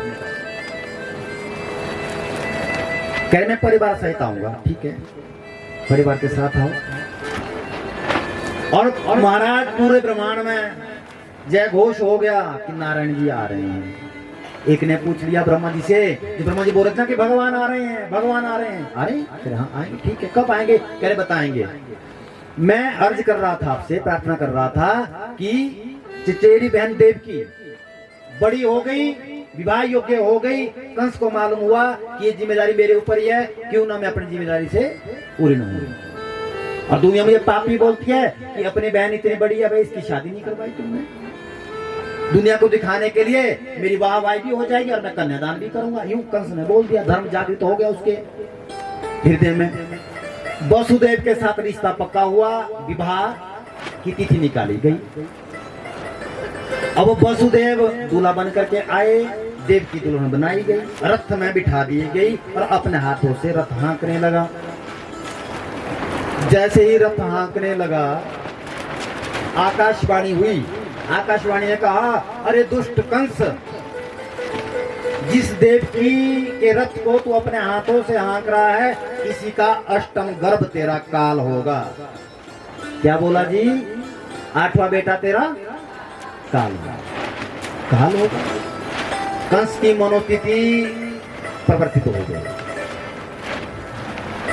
जैसे परिवर्तित हुई, अभी रो रहा था, अभी महाराज क्रोध में के आवेश में भर गया, तलवार निकाली और महाराज बालों से खींचा, रथ से गिराया और तलवार से काटने के लिए तैयार हो गया अपनी बहन को। वसुदेव जी आए, वसुदेव ने हाथ पकड़ा। अरे राजन, इतने बड़े राजा, इतना प्रतिष्ठावान होने के नाते फिर भी तुम ऐसे कर रहे हो? ऐसा क्यों कर रहे हो? कह रहे इसके गर्भ से 8वां जो पुत्र होगा वो मेरा काल बनेगा। अब ये भी आकाशवाणी ने कहा है। कह रहे चिंता मत करो, तुम्हें बेटे से खतरा है, इससे कोई खतरा नहीं है। मैं वसुदेव कभी झूठ नहीं बोलता। इस देवकी के गर्भ से जितने भी पुत्र प्राप्त होंगे मैं तुम्हें सौंपूंगा। ध्यान से सुनिए। और विश्वास था वसुदेव के ऊपर, वसुदेव कभी झूठ नहीं बोलते हैं। और कंस ने कहा अगर ऐसी बात है तो मैं इसको छोड़ देता हूं, पर तुम्हें जेल में रहना पड़ेगा। ठीक है, जेल में रह लेंगे। जेल खाने में डाल दिया गया। और पहला पुत्र हुआ, कंस को दिया, कंस ने तलवार के द्वारा काट दिया छोटे से बच्चे को। दूसरा बच्चा उत्पन्न हुआ, दूसरे को भी काट दिया। ऐसे करके 5 बच्चों को मार दिया। और छठा पुत्र प्राप्त हुआ, उसको भी काट दिया। सप्तम पुत्र शेष के रूप में आए। शेष यानी कि लक्ष्मण। शेष कौन है? लक्ष्मण। और ये तो राम जी के साथ लक्ष्मण थे, और यहाँ कौन आ रहे? बलराम के रूप में शेष अवतार आ रहे हैं। वही लक्ष्मण बलराम के रूप में आ रहे हैं। शेष जी आए गर्भ में। योग माया को भगवान ने आदेश दिया, जाओ उस शेष का आकर्षण करके गोकुल में ले जा करके रोहिणी माता मैया के गर्भ में तुम इसको स्थापित कर दो। ध्यान देना, ये विचित्र है। तो मैंने अर्ज पहले प्रार्थना की थी आपसे कि रामचरित्र परम पवित्र, कृष्ण चरित्र अति विचित्र। मां गर्भवती है, बिना ऑपरेशन के, बिना किसी दर्द के बेटे को आप निकाल रहे हो और दूसरी माँ के गर्भ में स्थापित कर रहे हो। ये कौन कर सकता है? ये सिर्फ भगवान कर सकता है। कौन कर सकता है जी? सुखदेव मुनि ने परीक्षित से पहले कह दिया, तुम कृष्ण कथा सुन रहे हो तो ये साथ में लेकर के चलना कि तुम किसी मनुष्य की कथा नहीं सुन रहे हैं, तुम भगवान की कथा सुन रहे हैं। भगवान के लिए कोई भी कार्य बड़ा नहीं होता, कोई कठिन नहीं होता। हमारा रोहिणी माता के गर्भ में स्थापित कर दिया। अष्टम में भगवान आ रहे हैं। भगवान ने सबसे पहले चतुरूपी रूप धारण किया, चतुर्भुजा रूपी में, और आए भगवान नारायण स्पष्ट रूप में, स्पष्ट चक्र गदा इत्यादि लेकर के जेल खाने में वसुदेव और देव के सम्मुख खड़े हुए। अपने हृदय से लगाऊंगा। पूरी कहानी पहले बता दी भगवान ने। मेरा अवतार होगा, मुझे गोकुल ले जाना, वहां पर नंद बाबा होंगे, यशोदा मैया होगी। आधी रात्रि में उस पलने में योग माया कन्या के रूप में आई होगी। उस पलने में मुझे रख देना, उस योग माया को उठा करके अपने पास लेना, कंस को पता ना चले।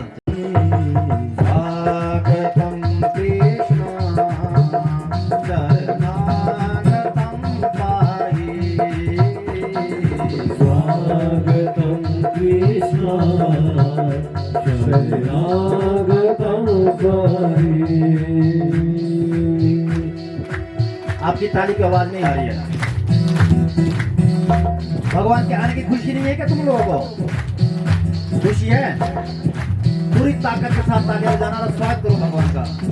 स्वागतम सुस्वागतम शरणागतम साई। स्वागतम सुस्वागतम शरणागतम पाहि।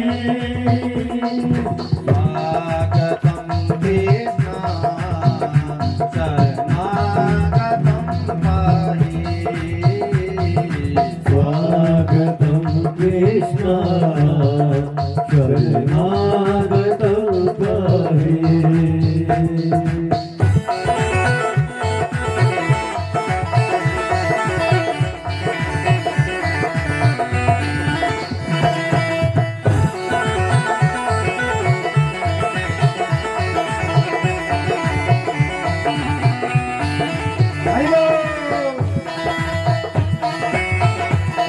शरणागतम पाहि।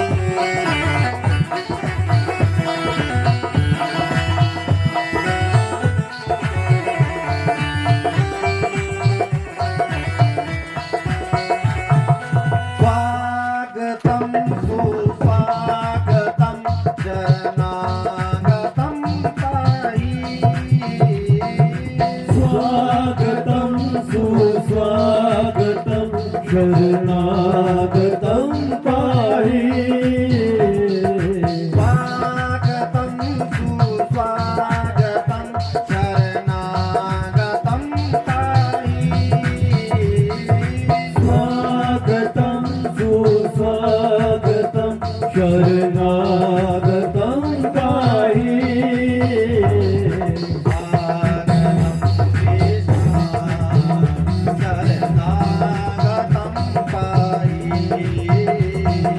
स्वागतम कृष्ण शरणागतम पाहि।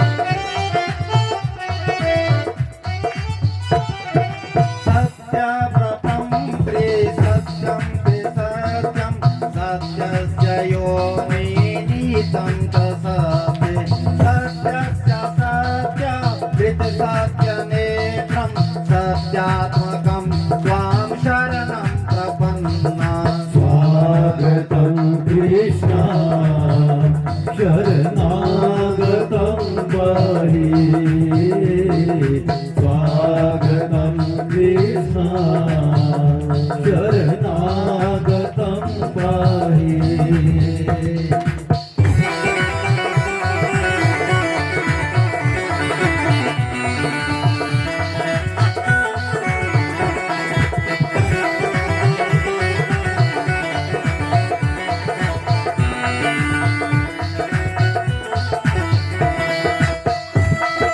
चालू की सेवा हरि बोल।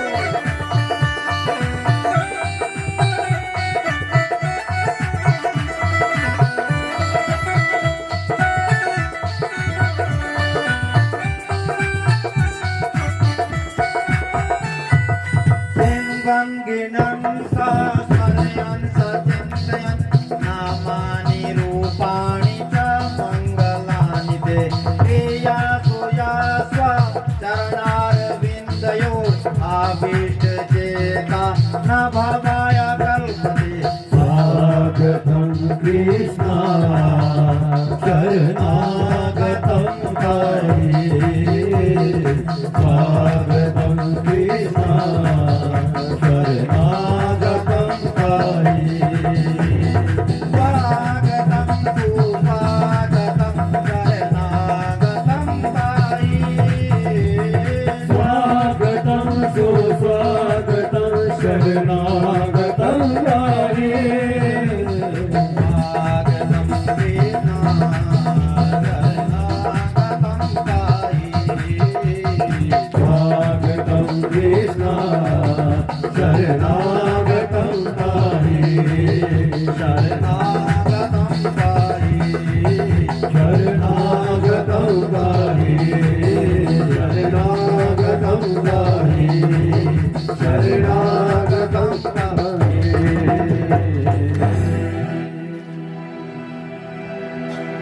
मन के पलने में आप सभी लोग कन्हैया को झुला। बेड़िया बंधन जितने थे वो खुल गए, द्वारपाल सो गए और भगवान को वसुदेव ने अपने हाथों के सूप में उठा के मध्य रात्रि में ही गोकुल पहुंचा दिया। वहां पर नंद रानी के यहाँ पर मध्य रात्रि में योग माया कन्या के रूप में पलने में थी, उसको उठाया, भगवान को वहां पर स्थापित कर दिया और वहां से वापिस आए और जेल खाने में योग माया को अपने पास रखा। जैसे रोना शुरू किया, जब भगवान का जन्म हुआ तो भगवान नहीं रोए, जब योग माया आई तो रोई। कंस को मालूम हुआ कि बेटी हुई है, पर छोड़ूंगा किसी को नहीं। कंस ने बोला योग माया को मारने का प्रयास करेंगे, बालकृष्ण के रूप में भगवान को लाएंगे यहाँ पे पलने में, कोई उठेगा नहीं, जब हम बोलेंगे तभी उठेंगे। आप दर्शन करना, क्योंकि आप लोग उठ जाएंगे तो फिर आधे लोगों को दर्शन नहीं होंगे। प्रेम और श्रद्धा के साथ आप भगवान को अपने मन में पलना रखिए, ध्यान से सुनिए, अपने मन में पलना रखिए। सोचिए उस पलने में कन्हैया है और हम झुला रहे हैं। कन्हैया झूले पलना निक होले जोटा दीजो। कन्हैया झूले पलना निक होले झोटा दीजो। निक होले जोटा दीजो, निक होले जोटा दीजो। निक होले झोटा दीजो, निक होले झोटा दीजो। मेरो काना, मेरो काना, मेरो काना झूले पलना निक होले जोटा दीजो। मेरा गाना झूले पलना निक होले झोटा दीजो।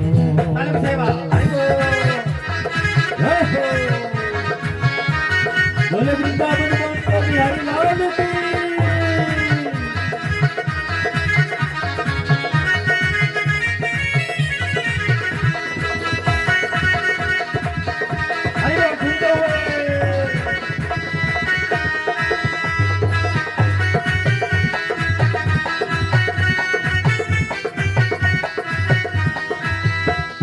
मथुरा में हरि जन्म लियो है, मथुरा में हरि जन्म लियो है।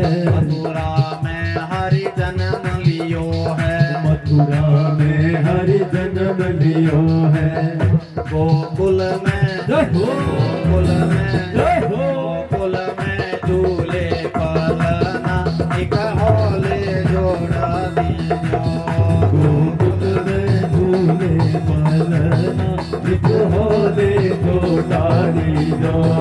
मेरो कान्हा झूले पलना एक होले जोड़ा दीजो मेरो कान्हा झूले पलना एक होले जोड़ा दीजो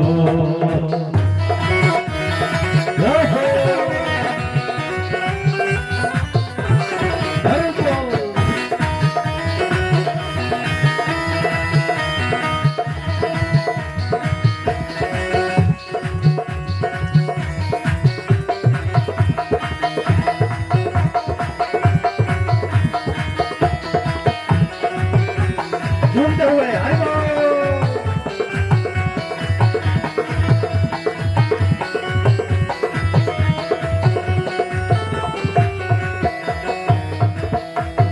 हे वसुदेव चले गोकुल को हे वसुदेव चले गोकुल को हे वसुदेव चले गोकुल को ले वसुदेव चले गोकुल को याके चरण याके चरण हरि बोल। याके चरण पखारे जामुना एक होले जोड़ा दीजो याके चरण पखारे यमुना होले जोड़ा दीजो मेरो कान्हा झूले पलना एक होले जोड़ा दीजो मेरो कान्हा झूले पलना एक होले जोड़ा दीजो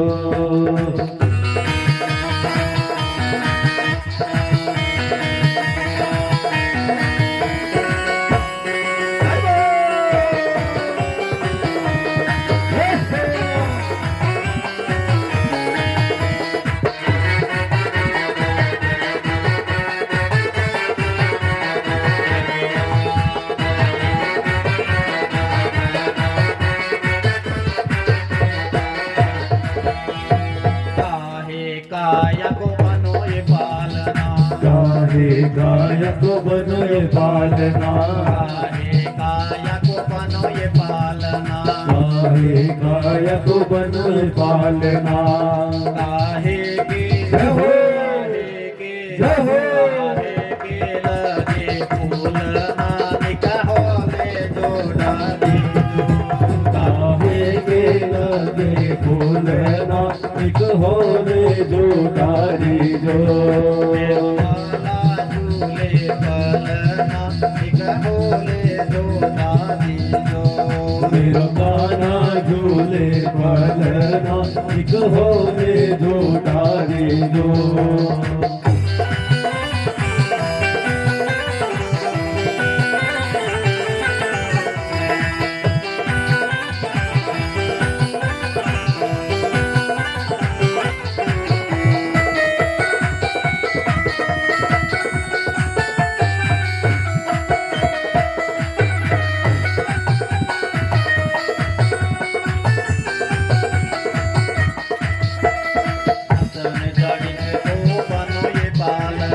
रत्न जड़ित को बनो ये पालना जड़ित को बनो ये पालना रत्न जड़ित को बनो ये पालना रेशम के रहो। रेशम के रहो। रेशम के लगे फूलना एक होले जोड़ा दीजो रेशम के लागे फूलना एक होले जोड़ा दीजो मेरो कान्हा झूले पलना एक होले जोड़ा दीजो मेरा कान्हा झूले पलना एक होले जोड़ा दीजो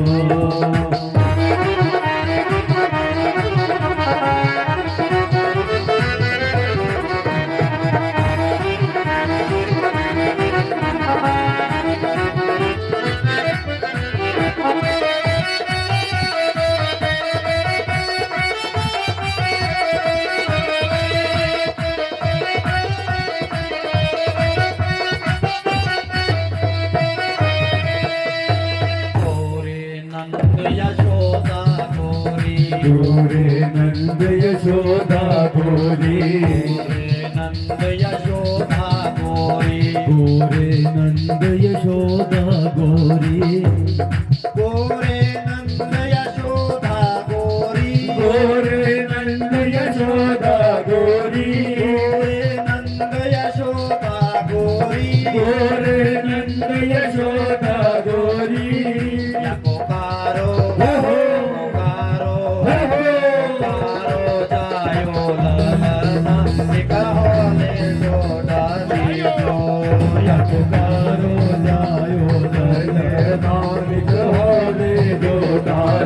जो कान्हा झूले पलना एक होले लोटा दीजो मेरो कान्हा झूले पलना एक होले लोटा दीजो मेरो कान्हा झूले पलना एक होले लोटा दीजो मेरो कान्हा झूले पलना एक होले लोटा दीजो एक होले लोटा दीजो एक होले लोटा दीजो एक होले लोटा दीजो एक होले लोटा दीजो एक होले लोटा दीजो एक होले लोटा दीजो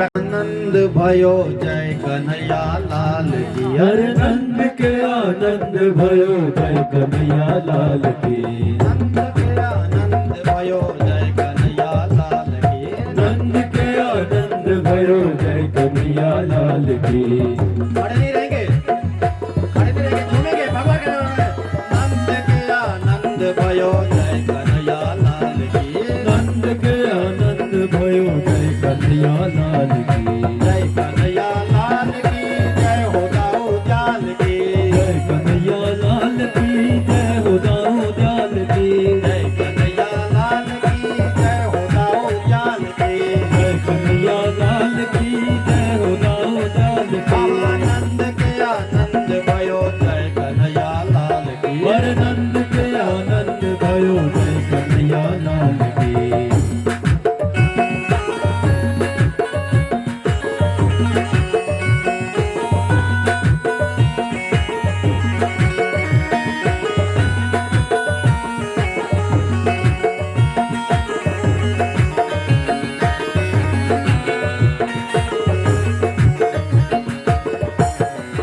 कौन को दो हाथी घोड़ा कौन को दो पालकी कौन को दो हाथी घोड़ा कौन को दो पालकी हाथी घोड़ा कृपया ध्यान सुनना आपको खुशी नहीं है क्या हाँ जी किसी को खुशी नहीं है खुशी है तो फिर क्यों तुम मूर्ति की तरह क्यों खड़े हैं भाई हाँ कौन कौन दो हाथी घोड़ा कौन को दो पालकी कौन को दो हाथी घोड़ा कौन को दो पालकी कौन को दो हाथी घोड़ा कौन को दो पालकी कौन को दो हाथी घोड़ा कौन को दो पालकी आनंद के आनंद भयो जय कन्हैया लाल की अरे नंद के आनंद भयो जय कन्हैया लाल की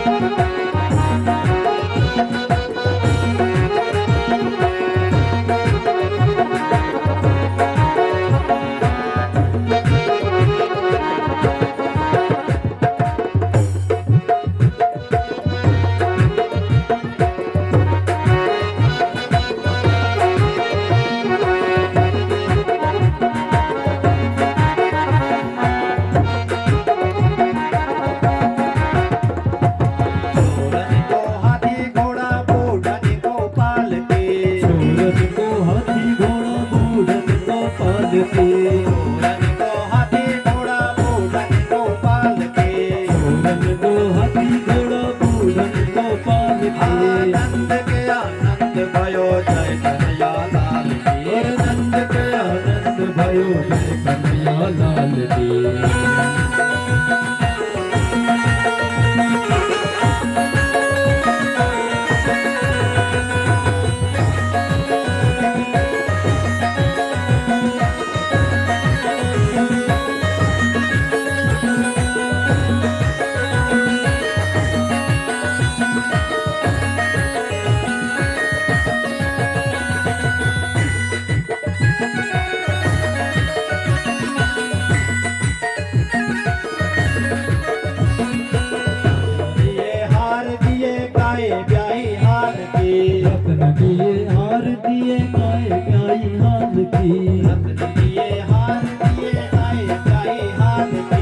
रत्न दिए हार दिए गाए गाए हार अरे के नंद के आनंद भयो जय कन्हैया लाल की अरे नंद के आनंद भयो जय कन्हैया लाल की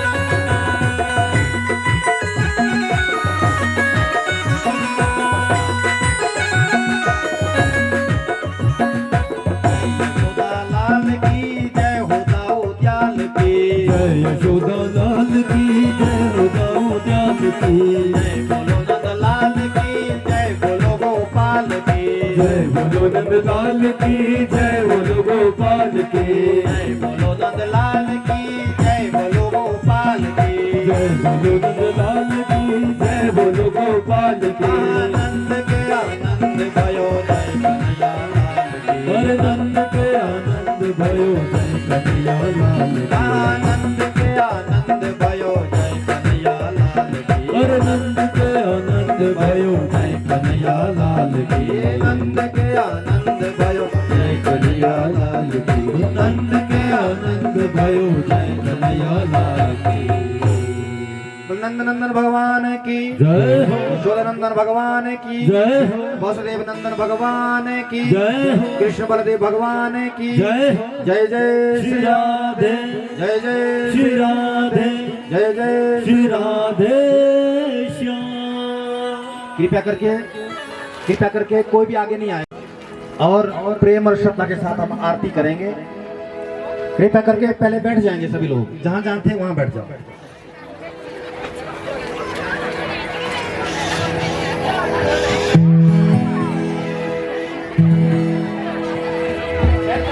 सभी बैठ जाएं, कोई खड़ा नहीं रहेगा और जहां बैठे थे पीछे पीछे वहीं बैठे।